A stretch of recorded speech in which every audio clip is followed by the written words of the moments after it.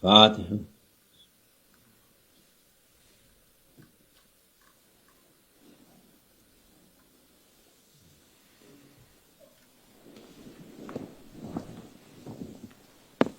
Selamünaleyküm.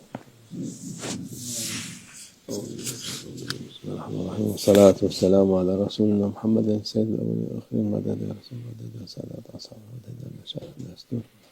Ve ala Sh.Muhammad fazda Hasan Sh.Muhammad medede tarikatuna sahba ve hayru fil cemiyye. Bismillahirrahmanirrahim. Ve nefse ve mesavaha fe elhava fucuraha ve takvaha. Sadakallahu azim. Allah insanın nefsini yaratır, hikmeti kendi bilir. Allah Almighty created humans with an ego, and the Almighty Allah alone knows the wisdom behind it. Kimseye zulmetmez. Allah Almighty does not oppress or wrong anyone. Diyor bu her insanın nefsi var, içindeki şey var.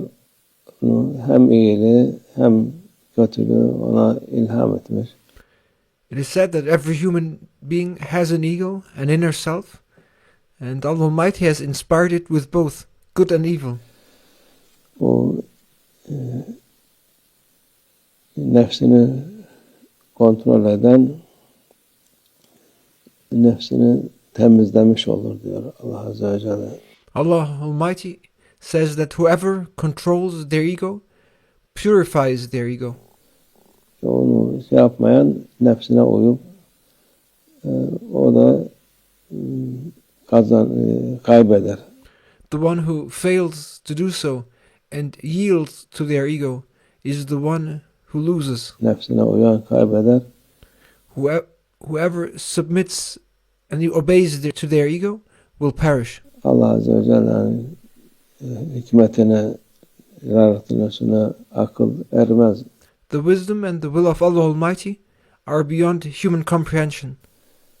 Kimseye zulmetmez. Allah Almighty does not oppress or wrong anyone. İrade var. İrade sahibi herkes. İnsan Allah Azze ve Celle o iradeyi vermiş. Free will exists, and everyone possesses free will. Allah Almighty has granted humanity that free will. İki tarafa da gidebilir. And the person can choose to go either way. Hem nefsini kontrol eden kurtulur.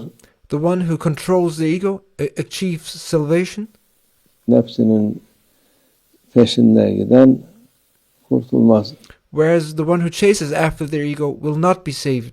Onun sonu iyi olmaz. Their end will not be a good one. Onun için bazıları işte bizim kaderimiz her şeyi yapar. Ondan sonra bu kader böyleydi, böyle oldu. Some people do whatever they want and then claim it was our destiny. This was fated to happen. O sen kaderini mi okuyorsun? Can you read your own destiny? Sen ne olacağını mı yapıyorsun? Do you somehow know what is going to happen? Yok. Kendi kafana göre kendini kurtar. No, you're just trying to justify yourself using your own logic. İnsanoğlu Allah Azze ve Celle istedikten sonra nefsini terbiye eder. Doğru yolda olur. Allah'ın sevdiği kişi olur. If a person truly wishes to, by the will of Allah Almighty, they can discipline their ego, stay on the right path, and become beloved by Allah Almighty. Yok, nefsini peşinden gidip şeytan peşinden giden insan da onun kölesi olmuş olur. The person who follows their ego and follows shaitan ultimately becomes their slave. Sonu da iyi olmaz. And their end will be tragic. O yol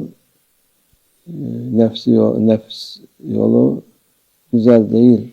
That path, the path of the ego, is not a good one. Nefsini kontrol edip de giden insan o güzel yolda gitmiş olur. Selamete ulaşır. The person who lives by controlling their ego walks upon a beautiful path and reaches salvation. Yolu zor olsa bile, çünkü nefsinin tersine gitmek, nefsinin aksine gitmek biraz zor. Even though it is difficult, because going against your ego, doing the opposite of what it wants, is somewhat hard. Her türlü kolaylığı ister yahut kötülüğü daha fazla, because the ego desires absolute comfort, and it tends to prefer wickedness. The ego wants all kinds of easiness and tends towards badness. sever. Ama terbiye olarak yabani hayvanat terbiye olursa nefis de aynı şekilde. However, through discipline, just as a wild animal can be tamed, the ego can be tamed in the exact same way. Terbiye olur. Sonunda iyi bir şey olmuş olur. Hem dünyasını kazanır hem ahiretini. Çünkü And the person who tames their ego will achieve an outcome which is positive. They will succeed in both this world as well as in the hereafter. dünyada da nefsinin peşinde koşan insanlar iyi yapmazlar. Yani insanlar Even in this world, people who chase after their egos do not do good deeds. da faydaları olmaz. Those who chase after their egos are of no benefit to others. İnsanlar da onlara muhabbet etmez. Onların kötülüklerini görürler. People do not feel affection for those people who run after their egos and who only pursue their egoistic desires. And they only see their bad traits, and people will only experience badness through them. Nefsine hakim olan insan, insanların arasında da sevilen insan olur. İyilikten başka şey yapmaz. And a person, however, who masters their ego becomes well loved among people and does nothing but good. Allah nefsimizi terbiye edenlerden eylesin bizi hepimizi inşallah. May Allah Almighty make all of us among those who successfully tame their egos, inshallah. Ve minallah tevfik. El-Fatiha.